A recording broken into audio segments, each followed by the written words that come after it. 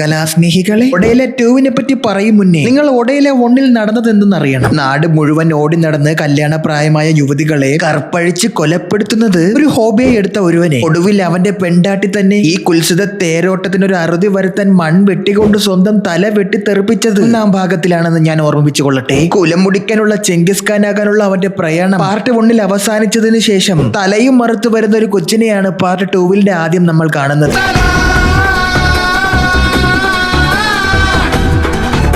ഇപ്പൊ നീങ്ക പാത്തുകൊണ്ടിരിപ്പത് അവന്റെ തലയറുത്ത ഭാര്യയുടെ തല അതേപടി കൊച്ചിന്റെ കയ്യിൽ എങ്ങനെ എത്തിയെന്ന് അറിയാൻ തുടർന്ന് കാണൂ.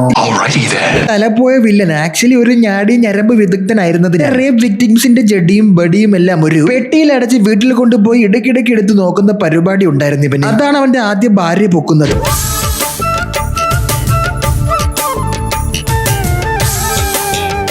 നാട്ടിൽ അവന്റെ ബോഡി കണ്ട നാട്ടുകൂട്ടത്തിന് തലപോയ ബോഡിക്ക് സദാചാരം കാണിക്കാൻ കഴിയാത്ത സങ്കടത്തിൽ അവർ വട്ടം കൂടി ഇരുന്ന് കുത്തിയിരുന്ന ഒരു ആലോചന എടുക്കും. ഒടുവിൽ അവന് മരിച്ചാൽ ലീസ് കൊടുക്കാൻ പാടില്ല എന്ന് വിചാരിച്ച് അവനെ നിർത്തി കുഴിച്ചിട്ട് സമാധി അടിക്കാൻ തീരുമാനിക്കും. സമാധി ശിക്ഷ. സമാധി സമാധി സമാധി.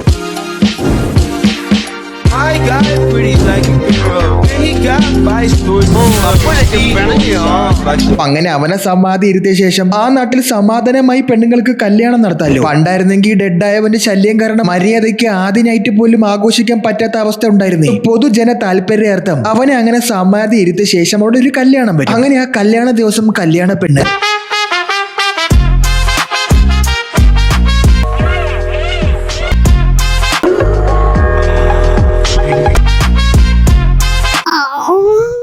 ശരി, ഇതിപ്പോ ഇങ്ങനെ നിന്ന സമാധി ഇരിക്കണ പ്രേതം മാത്രമല്ല, സാവധാനം ശിവനെന്നും പറഞ്ഞിരുന്ന സൽസ്വഭാവികൾ വരെ പ്രലോഭനത്തിലായി പോയില്ല. ഇതേസമയം ഒരു മഹാമുനി മ്യൂസിക് കേട്ട് വീട്ടിലേക്ക് പോണ വഴി മൂത്രശങ്കയാൽ മുട്ടി സമാധിയുടെ മേൽ വന്ന് ശരവർഷിക്കുന്നു.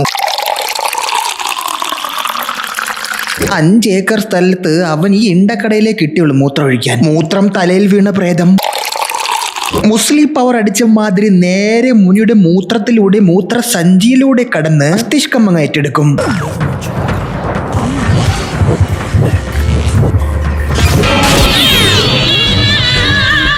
എന്നിട്ട് കല്യാണം കഴിഞ്ഞ ആദ്യ രാത്രി ദേഹത്ത് മറുകൊന്ന് 2, 3 എന്ന് എണ്ണിക്കൊണ്ടിരുന്ന ചെറുക്കനും പെണ്ണിനെയും ശല്യപ്പെടുത്താനായി റൂമിലേക്ക് കടന്നു ചെന്ന് ഗൂഗിളോട് ഭയങ്കരമാ സെർച്ച് பண்ண ഇല്ല 9 இருக்கு.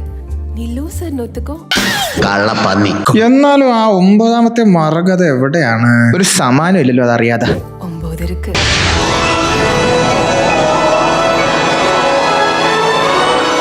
നിരൂപത്തിൽ വന്ന പ്രേതം കല്യാണ ചെറുക്കനെ ചുമരിലെറിഞ്ഞ് ഉടയ്ക്കും. എന്നിട്ട് അവളെ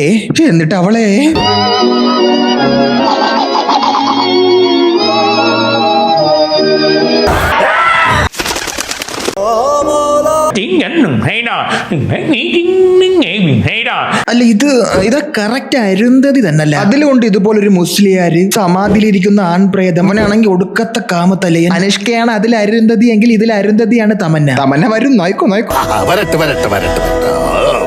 അങ്ങനെ സമാധിക്കകത്ത് കുളിയും നനയും വെളിക്കിരിക്കലും ഒക്കെ അവിടെ നടത്തുമെങ്കിലും വിശക്കുമ്പോ പുള്ളി പുറത്തു വന്ന് കോഴിയൊക്കെ തിന്നും. ചുട്ട കോഴിയെ തിന്നും, ചൂട് വെള്ളം കുടിക്കും, കള്ള് മോന്തി കുടിക്കും, കാമം കയറി പിടിക്കും. മീനില്ലാത്തോണ്ട് ഒരു സുഖമില്ല. മാത്രമല്ല പുള്ളിക്ക് രാത്രി സൈക്കിൾ സവാരിയാണ് ഇഷ്ടം. രാവിലെ പത്രടാനും പാലിറക്കാനും ഒക്കെ പോകും തോന്നുന്നു ഈ സൈക്കിൾ എടുത്ത്.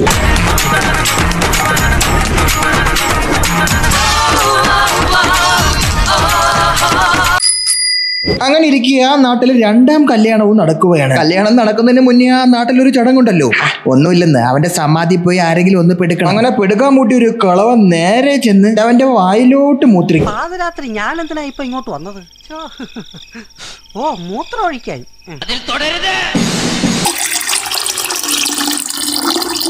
ഇത് അവിടത്തെ പൊതു കക്കൂസാടാ. രാവിലെ ഒരു കിണ്ണം വെള്ളമായിട്ട് എല്ലാരും ആ സമാധിക്ക് ചുറ്റുമാണ് വന്നിരിക്കണേന്ന് തോന്നുന്നത്. മൂത്രം വീണാ പിന്നെ പറയണ്ടല്ലോ.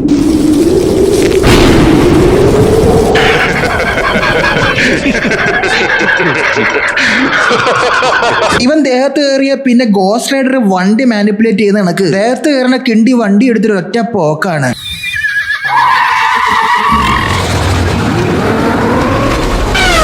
പന്ന കിളവനാണെങ്കിൽ നേരെ പുഷ്പയ്യ മനസ്സിൽ ധ്യാനിച്ച് ഒരൊറ്റ പോക്ക് ആദ്യരാത്രി കുളം തോണ്ടാനായിട്ട്. അപ്പോഴാണെങ്കിൽ കല്യാണ ചെറുക്കനും പെണ്ണും ഇച്ചിരി പ്രൈവസി കിട്ടാൻ വേണ്ടി ഒരു പാടത്തിന്റെ ഒത്തു നടുക്കൊരു ഏറ് മടത്തി.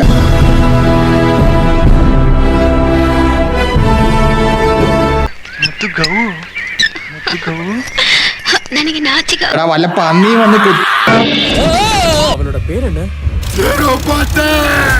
തിരുപ്പതി എന്ന് പറയുന്നത് നമ്മുടെ പ്രേതത്തിന്റെ പേരാണ്. തിരുപ്പതി എഴുമല വെങ്കടേശ. അങ്ങനെ ഇരിക്കും നാട്ടുകാരെല്ലാം കൂടി ചേർന്ന് ഇതെല്ലാം ചെയ്തത് ഇവരാണെന്ന് മനസ്സിലാക്കി അവരെ പിടിച്ചങ്ങ് കെട്ടിയിടും. എടാ മണ്ടന്മാരെ, നിനക്കൊക്കെ ഒന്ന് കുളിച്ചിട്ട് ആലോചിച്ചാ പോരേടാ. ഇത്രയും വലിയ കാമത്തത്തെയെ ഒരുത്തനെ പിടിച്ചവിടെ കുഴിച്ചിട്ടേക്കുമ്പം ഇത് അവൻ തന്നെ ആയിരിക്കും ചെയ്തതെന്ന് നിനക്കൊക്കെ ഒന്ന് ആലോചിച്ചൂടെ? ഒടുവിൽ ആ അസത്യം പറഞ്ഞ് മനസ്സിലാക്കി.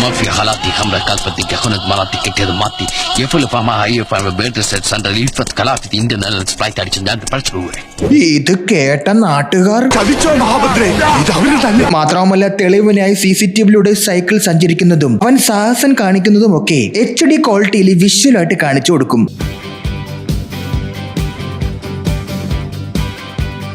യവന്മാർ ഈ CCTV ഇത് എവിടെ കൊണ്ട് വെച്ചേക്കണം? ആകാശത്ത്. ഈ കാട്ടിലൊക്കെ ആറാ പട്ടം പറത്തിട്ട് അതിന്റെ മുകളിൽ CCTV കെട്ടിത്തൂക്കിട്ടേക്കണം. ബട്ട് ഇതെല്ലാം വെറും അടവാണെന്നും നാടകമാണെന്നും 2020 സയൻസിനെ മാത്രം വിശ്വസിക്കുന്ന ഒരു പോലീസുകാരൻ.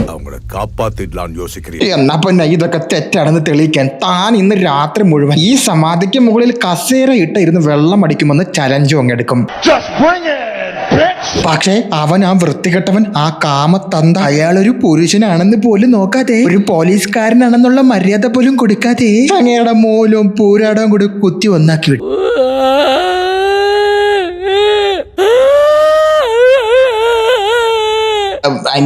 തട്ടിക്കളയും. സോ ഈ പ്രേതത്തെ എങ്ങനെയെങ്കിലും തളയ്ക്കാനായി കഥയിലെ നായികയായ AK അരുന്ധതി கோவத பாவம் நாம நிக்கிறதுக்கு தேவை பூமாதா, நாம வாழ்றதுக்கு தேவை கோமாதா. நீங்க வாழ மாட்ட கொல்ல வேண்டிய அவசியம் இல்ல, அதோட கோமியத்தை வித்து கூட பொழைச்சு.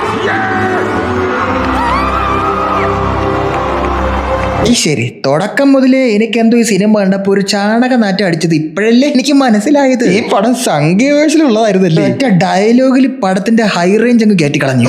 ആ ഡയലോഗ് കേട്ടപ്പോ ഒരു പാത്രം ചാണകമാണ് എന്റെ മോന്തയിൽ തെറിച്ചത്. എന്തായാലും വന്ന പാടെ തമന്ന ഒരു ലഡു എടുത്ത് തറയിലിട്ട് ഉരുട്ടും. ഉരുണ്ടുപോയ ലഡു നേരെ ചെന്ന് നിന്നതോ സമാധിയുടെ മുന്നിൽ. അതിന്റെ മുകളിൽ അവളൊരു ശൂലം കുത്തിവെക്കും. എന്നിട്ട് ഞമ്മന്റെ മുല്ലാക്ക രാമായണം കലർത്തി ഒരു മതസൗഹാർദ്ദ എസ്സേ തന്നെ നമ്മുടെ തമന്നേച്ചിക്ക് വേണ്ടി അവിടെ നിന്നങ്ങ് അടിക്കും. ബട്ട് അന്ന് രാത്രി അതുവഴി ഡ്രോൺ പറത്തി കളിച്ച ഒരുത്തിന്റെ ഡ്രോൺ നേരെ സമാധിയുടെ മുകളിൽ വളരെ നാച്ചുറലായി വന്ന് ലാൻഡ് അങ്ങ് ചെയ്തെടുക്കാൻ പോയ അവന്റെ മസ്തിഷ്കത്തിൽ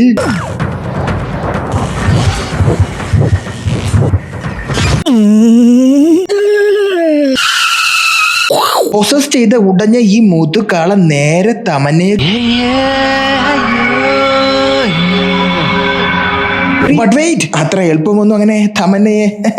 ആയുസ് തീർന്നിട്ട് ആർത്തി തീർന്നില്ലേ? എന്തൊരു ഒലിപ്പ്! പെണ്ണുങ്ങളെ കണ്ടിട്ടില്ലേ? ബോറൻ ആഭാസൻ. തമന്നേച്ചിയുടെ തപസ്സിന്റെ ശക്തി 25 വർഷം കൊണ്ട് നേടിയെടുത്തേണ്. ഊണും ഉറക്കവും ഉരിയാടലും ഇല്ലാതെ ശിവനെ പ്രാർത്ഥിച്ചുണ്ടാക്കിയ ശക്തി അങ്ങനെ അത്ര പെട്ടെന്നൊന്നും കേറിങ്ങ് പ്രാപിക്കാന്ന് കരുതിയെങ്കിൽ നിനക്ക് തെറ്റിടാക്കൂട്ട. അവന്റെ മുന്നിൽ തമന്ന ഒരു ഐറ്റം ഡാൻസ് ചെയ്യുമെന്ന് നിങ്ങൾ വിചാരിച്ചെങ്കിൽ തെറ്റി. തമന്ന അവിടെ ഒരു റാപ്പ് ബാറ്റിൽ തന്നെ അങ്ങ് നടത്തിക്കളയും. ബട്ട് കാമമൂത്ത കാളയ്ക്ക് കാൽപന്ത് കളിയും വഴി എന്ന് പറയും പോലെ പ്രേതം ഒരു 15 മിനിറ്റ് തലകൂത്തി നിന്നങ്ങ് പ്രാർത്ഥിക്കും. അതോടെ 25 വർഷം തമന്ന ചുമന്ന് നടന്ന ശക്തി അവൻ 15 മിനിറ്റ് കൊണ്ട് ഡീകോഡ് ചെയ്ത് ഡീആക്ടിവേറ്റ് ചെയ്ത് ഓവർ പവർ ചെയ്യും. പിന്നെ ഒരു 5 ഡെവിൾ ഫ്രൂട്ട് ഒരുമിച്ച് തിന്ന പോലെ 5 ഭൂതശക്തി പ്രാപിച്ചവൻ ഒരു ശക്തിമാനാകും.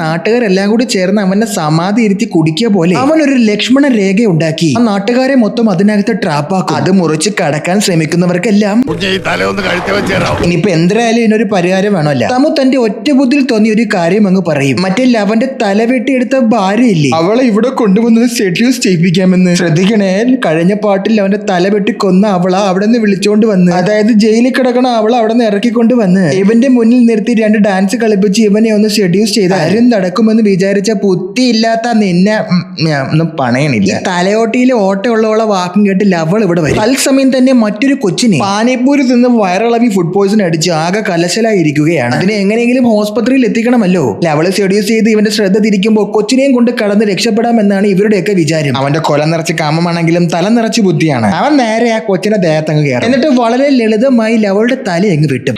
എന്നിട്ട് കൊച്ചു തലയുമായി നേരെ റോഡിലൂടെ നടന്നു ചെന്ന് പോലീസ് സ്റ്റേഷനിൽ തല ഹാജരാക്കുന്ന സീനാണ് നമ്മൾ സിനിമയുടെ തുടക്കം കണ്ടത്. എന്തായാലും ഒരു കാര്യം ഉണ്ടാകൂട്ടാ, നീ ആ കൊച്ചിനെ രക്ഷിച്ചല്ലോ. അല്ലാതെ ആ കാട്ടിൽ നിന്ന് ഏതെങ്കിലും ആശുപത്രി കൊണ്ടുവരുന്നെങ്കിൽ അത് അവിടെ കിടന്ന് ചത്തേനെ. ഈ വില്ലനാണെങ്കിലും നല്ലവനാണ്. ഒടുവിൽ തന്റെ എല്ലാ ടെക്നിക്കുകളും മന്ത്രങ്ങളും തന്ത്രങ്ങളും വിഫലമായി നിറഞ്ഞ തമന്നേച്ചി വായുവിൽ സൈക്കിൾ സവാരി ചെയ്തുകൊണ്ടിരുന്ന പ്രേതത്തോട് ചോദിക്കും, നിനക്ക് എന്തിനാണ് വേണ്ടത്? നീ ഒത്തി ഇവിടുന്ന് ഇറങ്ങി പോവാമോ? നിന്നെ കൊണ്ട് വലിയ ശല്യമായില്ല. അവ എന്തായിരിക്കും അവന്റെ മറുപടി നിങ്ങൾക്ക് ഊഹിക്കാമല്ലോ. മിൽക്കി ബ്യൂട്ടിയായ തമന്ന ഫ്രണ്ടിൽ നിൽക്കുമ്പോൾ അവൻ എന്തായിരിക്കും ചോദിക്കും? மொத்த அழகையும் என் ஆசத்திர அனுபவிச்சு இந்த ஊர் மேல எனக்கு இருக்கிற பகைய போக்குகிறேன்.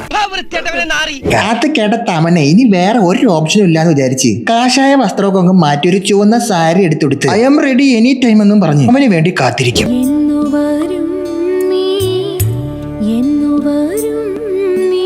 കൃത്യനിഷ്ഠയുള്ള പ്രേതം കൃത്യസമയത്ത് മെഡിക്കൽ സ്റ്റോറിൽ പോയി തിരിച്ചു വന്ന് ഇവിടെ 8ന്റെ പണി തുടങ്ങാൻ ശ്രമിക്കവേ അതെന്താണെന്നല്ല അവനൊരു ഡൗട്ട്. ഞാൻ പറഞ്ഞുതരാം. 100 കോടി തവണ നമശിവായ എന്ന് ചൊല്ലിയാൽ അവൻ നേരിട്ട് പ്രത്യക്ഷപ്പെട്ട് ഹെൽപ്പ് അസിസ്റ്റ് ചെയ്യും അത്ര. അതിന് വെറും ഒരെണ്ണം മാത്രം ബാക്കിയുള്ള സമയത്താണത്രേ അവന്റെ തലയിൽ കൂടി മിന്നലടിച്ച് അവന് ബുദ്ധി പറഞ്ഞത്.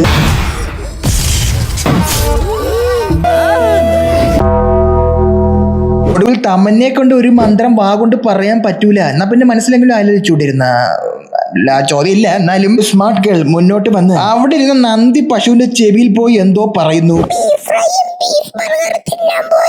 അതോടെ അവിടെ സർവേക്കലിനും പോലെ ഇരുന്ന നന്ദി ചാടിക്കൂട്ട് എണീച്ച് ഈ അനാചാരം എന്റെ മുന്നിലോ ഐവോണ്ട് അലോദിസ് എന്നും പറഞ്ഞ് അവിടെ നിന്ന് കുണുങ്ങി ഒന്ന് തമന്നക്ക് ശക്തി കൊടുക്കൂ. ഇത്രയടാ ചേടാ നന്ദി ഒന്നെ നിന്റെ മുന്നിലല്ലടാ ഇത്രയും നാൾ ഇവിടെ ഈ അനാചാരവും മലബലാതിത്തരവും ഒക്കെ നടന്നത്. നീ അപ്പൊ അവിടെ കേരളിന്റെ കുറ്റി പോലെ ഇരുന്നിട്ട് ഇപ്പൊ തമന്നക്ക് വയെന്ന് പറഞ്ഞപ്പോ അവ ഇറങ്ങിയേക്കണം.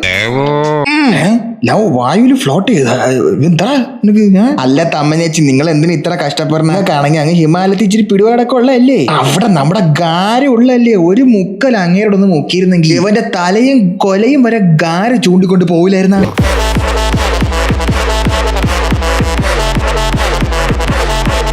എനിവേ അവസാനത്തെ ഒരു നമശിവായ കൂടി പറഞ്ഞ് തമന്ന മന്ത്രം പൂർത്തീകരിക്കുകയാണ്. ദെൻ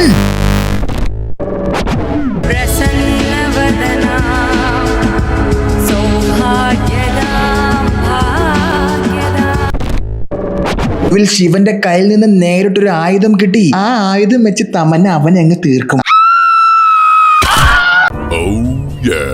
അതോടെ പടം തീർന്നു.